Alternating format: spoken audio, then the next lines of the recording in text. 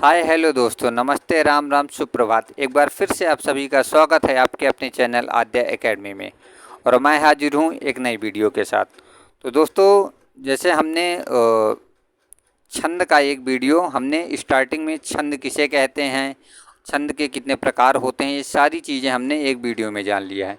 तो आज दोस्तों हम पढ़ेंगे मात्रिक छंद किसे कहते हैं। छंद के प्रकार में जो हमारे मात्रिक छंद और वर्णिक छंद होते हैं, इसके बारे में हम जानेंगे।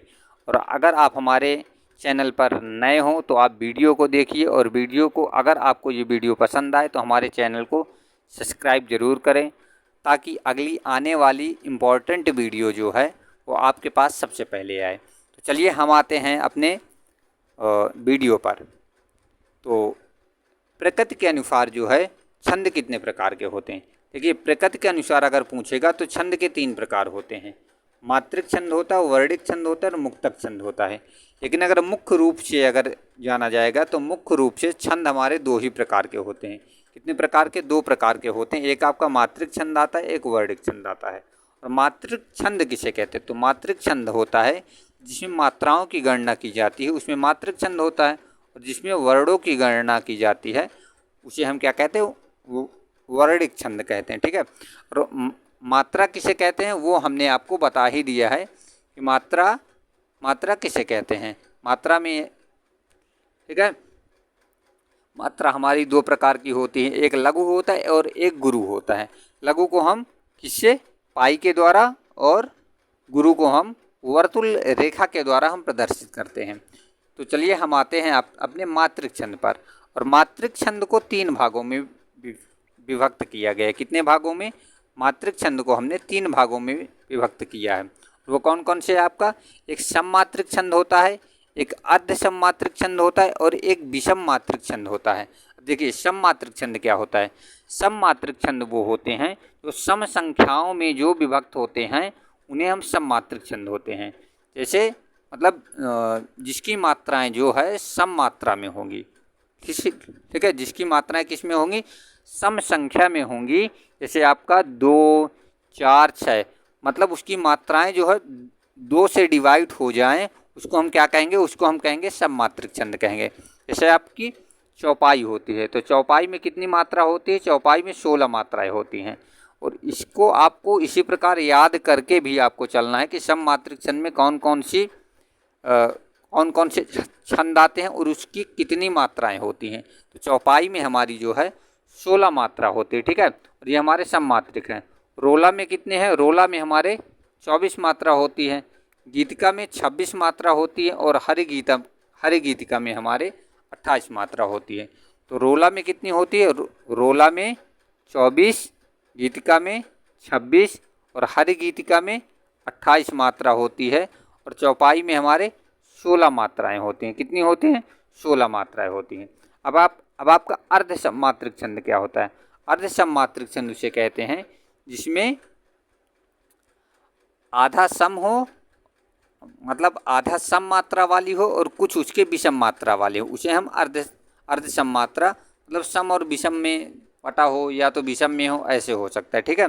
और अर्ध सममात्रिक छंद में क्या होता है? आपका वर्वय हो गया, दोहा हो गया, सोरठा हो गया और उल्लाला हो गया। ठीक है। तो आपका वर्वय जो होता है वो 12 और 13 मात्राओं का होता है। कितना? 12 और 13 मात्रा उसमें होती है। दोहा में आपका क्या होता है? दोहा में मात्रा जो होती है वो 13 और 11 में विभक्त होती हैं। कितनी? 13 और 11 में विभक्त होती हैं। 13 और इसमें 13 और 11 में विभक्त होती हैं। ठीक है। मतलब जो हमारा पहला और तीसरा चरण होगा वो हमारा 13 मात्राएं होंगी, और दूसरा और चौथा चरण जो हमारा होगा वो हमारी 11 मात्राएं होंगी। सोरठा हमारा क्या होता है? सोरठा जो होता है वो दोहा का अपोजिट होता है, दोहा का उल्टा होता है। उसमें पहला और तीसरी मात्राएं जो होती हैं उसमें 11 मात्राएं होंगी, और दूसरा और चौथा मात्रा जो होंगी उसमें 13 मात्राएं होंगी। ठीक है। तो दोहा का उल्टा क्या होता है? क्योंकि कई बार आपके एग्जाम में ये भी क्वेश्चन पूछा जाता है कि किस मात्राओं में दोहे का उल्टा मात्रा प्रयोग किया जाता है, या दोहे के उल्टा मात्रा किस में प्रयोग किया जाता है, तो आपका किस में प्रयोग किया जाता है, दोहे का उल्टा सोरठा में प्रयोग किया जाता है। किसका? सोरठा में आपका प्रयोग किया जाता है। अगला क्या है? उल्लाला। उल्लाला में क्या है? तो उल्लाला में 15 और 13, 15 मात्राएं और 13 मात्राएं आपकी होती है। ठीक है। अब आपका विषम मात्रिक छंद आता है। विषम मात्रिक छंद में आपका क्या आ जाएगा? कुंडलियां और छप्पाएं आपका जो है विषम मात्रक छंद में आती है। कौन कौन सी? कुंडलियां और छप्पे जो आपकी विषम मात्रक छंद में आती है। अब हम आते हैं अपने चौपाई में। चौपाई किसे कहते हैं? चौपाई के प्रत्येक चरण में 16 मात्राएं होती हैं। अब इसका उदाहरण भी हम देखेंगे और उसकी मात्राएं भी हम आज आपको मात्रा सिखाएंगे कि मात्रा कैसे हम लगाते हैं और कैसे हम मात्रा को हम काउंट करते हैं। जैसे हमारी यहाँ पे चौपाई लिखी गई है, जय हनुमान ज्ञान गुण सागर, जय कपीस त्यों लोक उजागर। अब यहाँ पे लिखी गई है। तो हम मात्राएं हमने आपको बताया है कि वर्णमाला जो हमारा वर्णमाला में छोटा बड़ा स्वर जो होते हैं, जो ह्रस्व स्वर आते हैं, उस पर मात्राएं हमारी ऐसी लगेंगी, एक मात्रा वाली रहेगी। ठीक है। एक मात्रा में एक पाई होती है, ये तो आपको पता ही है। और जो 2 मात्रा वाली होगी उसमें क्या होता है? वर्तुलाकार वाला जो होता है उसमें 2 मात्रा होगी। अब जैसे जय, जय हमने लिखा तो जय में छोटा ज में है या में, तो हमारा एक एक मात्रा होगी।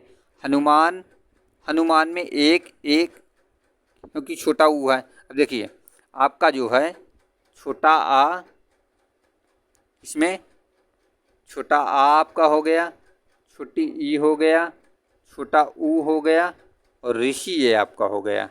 इस पे क्या लगेगा? इसमें एक मात्रा लगेगी। क्या लगेगी? इसमें एक एक मात्राएं होंगी। जहाँ पे ये 4 होंगे वहाँ पे एक एक मात्राएं होंगी, और जहाँ पे इसके बाद क्या क्या आपका बचेगा? इसके बाद आपका बचेगा बड़ा आ हो गया, बड़ी ई हो गया, बड़ा ऊ हो गया, ए आई ओ आओ। ये सारे इसमें कौन सी मात्राएं होंगी? इसमें 2 मात्राओं वाला, इसमें 2 मात्राएं इसमें लगेगी। तो इसी प्रकार जिसमें छोटा आ की, छोटी ई की, छोटा ऊ की और री का स्वर जहाँ भी लगा होगा इस अक्षर में, वहाँ पे आपकी मात्रा एक लगेगी। और जहाँ पे आपका बड़ा आ हो गया, बड़ी ई हो गया, बड़ा ऊ हो गया, ए आई ओ औ होगा, वहाँ पे आपका 2 मात्राएं वहाँ पे लगेंगी। तो यहाँ पे जैसे जय हनुमान, तो हनुमान में आप देख रहे हैं तो हनुमान मान जैसे, तो उसमें बड़ा की मात्रा होगा। जय हनुमान ज्ञान गुण सागर, ये यहाँ पे हमने मात्राएं लगा के इसी प्रकार मात्रा। और जय कपीस त्यों लोक उजागर, ये आपका जय कपीस त्यों लोक उजागर ये आपका लिखा हुआ है और उसमें मात्राएं भी उसी प्रकार लगी हुई। यहाँ पे छोटा ह्रस्व वाली मात्रा होगी उसमें एक लगेगी, जहाँ पे दीर्घ वाली होगी वहाँ पे 2 लगेगी। तो आप मात्रा कुछ ऐसे काउंट 1 2, ऐसे इसमें 1 हो गया, 2 हो गया, 3 4 5 6 7 हो गया, 8 9 10 हो गया, 11 हो गया, 12 हो गया, 13 14 हो गए, 15 16 मात्रा है हमारी 16 मात्राएं हमारी काउंट हो गई। ठीक है। अगला क्या है? रोला। रोला में क्या होता है? प्रत्येक पंक्ति में 24 मात्राएं होती हैं। 11 और 13 में यति होता है और ये दोहे का उल्टा होता है। रोला को भी हम दोहे का उल्टा ही मानेंगे। ठीक है। इसमें क्या होता है? 11 और 13 पर यति होता है। जैसे आपका उदाहरण हो जाएगा, चली सखी देखत जाही पिया अपने को खोरी। चली में क्या है? एक मात्रा, सखी में एक मात्रा, देखत में एक ही मात्रा होगी। तो ये जो हमारा है दीर्घ स्वर में आता है तो 2 मात्रा, एक मात्रा, जाही 2 मात्रा, एक मात्रा। 1 हो गया, 2 हो गया, 3 हो गया, 4 हो गया, 5 6 हो गया, 7 हो गया, 8 हो गया, 9 10 और 11 मात्राएं। 11 यति मतलब होता है कि रुकना होता है, नहीं ठहराव आपका होता है। तो यहाँ पे अल्प विराम लगा हुआ, इसका मतलब यहाँ पे रुकना हो जाएगा। ठीक है। इसी प्रकार इधर हम काउंट करें तो इधर 13 होगी। 1 2 3 4 5 6 7 8 9 10 11 12 13, ये आपकी 11 13 पर आपकी यति हो गई। आई होप दोस्तों आपको ये समझ में आ गया होगा कि हम मात्रा को कैसे लगाते हैं और कैसे हम मात्राओं को हम काउंट करते हैं। अगला हम चलेंगे। अगला क्या हमारा है? गीतिका। गीतिका क्या है? प्रत्येक चरण में इसमें 26 मात्राएं होती हैं और 14 और 12 मात्राओं पर इसमें में भी यति होती है। और इसका उदाहरण आपका क्या है? उदाहरण है आपका, धर्म के मग में अधर्मी से कभी डरता नहीं, चेत कर चलना कुमारग में कदम धरना नहीं, धर्म के मग में अधर्मी से कभी डरना नहीं, चेत कर चलना कुमारग में कदम धरना नहीं। अगला क्या है? अगला आपका है हरिगीत का। अगला क्या है आपका? अगला आपका हरिगीत का आ जाता है। इसके प्रत्येक चरण में 28 मात्राएं होती हैं और इसमें 16 और 12 मात्रा प्रयति होती है। और इसका उदाहरण क्या है? बाजही बाजही जू बाजन शकल सुर नभ, पुहुर अंजल बखही, थके रहे व्योम विमान मुनिजन, जय शबद कर हर सही। ये आपका क्या है? हरिगीत का हो जाएगा। अगला आपका क्या है? वरवय। वरवय विषम मात्रिक छंद है। इसमें 19 मात्राएं होती हैं। विषम चरण होते हैं। पहला और तीसरे चरण में 12-12 मात्राएं होती हैं और सम चरण में मतलब दूसरे और चौथे चरण में आपकी 7 मात्राएं होती हैं। तो आपके क्वेश्चन में आएगा कि वरवय में कितनी मात्राओं वाला छंद होता है? तो आपका वरवय जो होता है ये 19 मात्राओं वाला आपका छंद होता है। इसका उदाहरण क्या है? गरब करहूँ रघुनंदन जनि मह माही, माह देखूँ आपन मूरत सिय की छाही। अगला क्या है? दोहा आपका आ जाता है। दोहा के प्रत्येक चरण में 24 मात्राएं होती है और पहले और तीसरे चरण में क्या होता है? पहले और तीसरे चरण में 13-13 मात्राएं, दूसरे और चौथे चरण में आपकी 11-11 मात्राएं होती हैं। और इसका उदाहरण है श्री गुरुचरण सरोज रज निज मन मुकुर सुधार, बरनऊ रघुबर विमल जसु जोदायक बल छाय।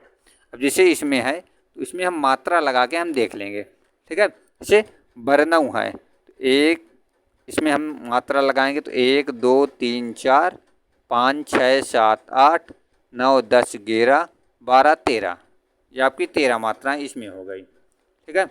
अब जो दायक फलचारु में, तो जो में 2 की मात्रा लगेगी, दा में दायक में दा में 2 की, फिर 1 1 तो 2 2 4 2 6 7 1 8 8 2 10 10 11, तो 13 और 11 मात्राएं वाला आपका दोहा हो गया। तो ऐसे हम काउंट करके, अगर हमको मात्राएं भी अगर नहीं समझ में आती हैं तो हम ऐसे काउंट करके उसका पता लगा सकते हैं कि दोहा है कि सोरठा है।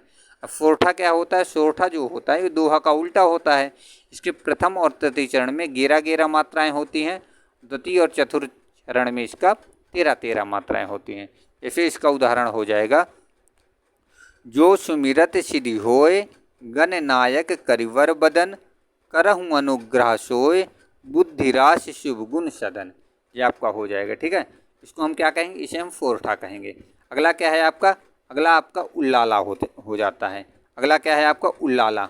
उल्लाला के क्या होता है? उल्लाला के प्रत्येक चरण में 28 मात्राएं होती हैं, अर्ध सम्मात्रिक छंद होता है। इसके प्रथम और तृतीय चरण में 15-15 मात्राएं होती हैं। क्या होती है? प्रथम और तृतीय चरण में 15-15 मात्राएं, द्वितीय और चतुर्थ चरण में इसके 13-13 मात्राएं होती हैं। इस उदाहरण है इसका, ये शरण दायनी देव तू करती सबका क्या है? त्राण है, हे मातृभूमि संतान हम, तू जननी तू प्राण है, ठीक है। उल्लाला इसके प्रथम और तृतीय चरण में आपकी 15-15 मात्राएं, द्वितीय और चतुर्थ में आपका 13-13 मात्राएं, और कुल इसमें मात्राओं की संख्या होती है उल्लाला में 28 होती है।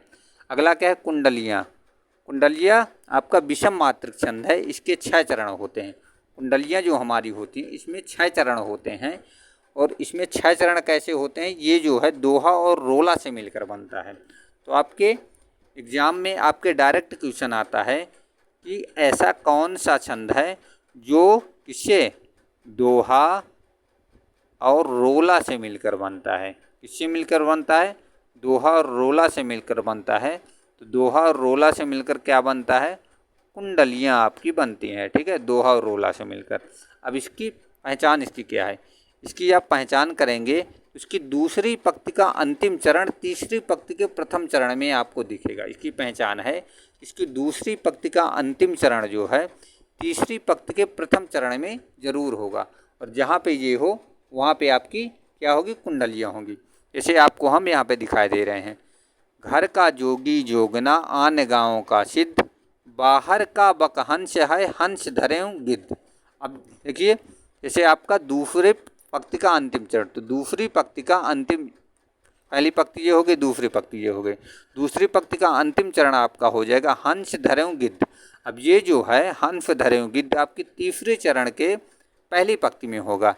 तो ये तीसरा चरण है और इसकी पहली पंक्ति हो जाएगी हंस धरें गिद्ध। तो ये 2 बार हुआ है। तो इसकी यही पहचान है, इससे आप पहचान जाएंगे कि ये आपका कुंडलियाँ हैं। और ऐसी पहचान आपको दोस्तों कहीं भी कोई भी टीचर आपको नहीं बताएगा। और ये बहुत सारी किताबों का निचोड़ है, हम आपको दे रहे हैं। 2-3 किताबों से ये पूरा कंटेंट आपका तैयार किया जा रहा है जो आपके एग्ज़ाम ओरिएंटेड है।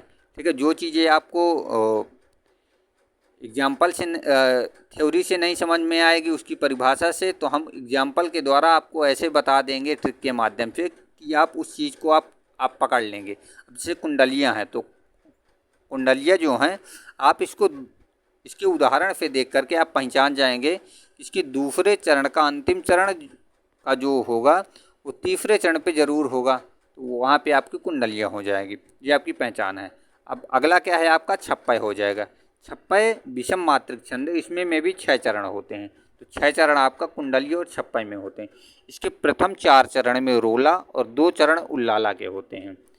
ठीक है, इसके प्रथम चरण के 4 जो है रोला और उल्लाला। तो छप्पय जो होता है वो किससे मिलके बनता है?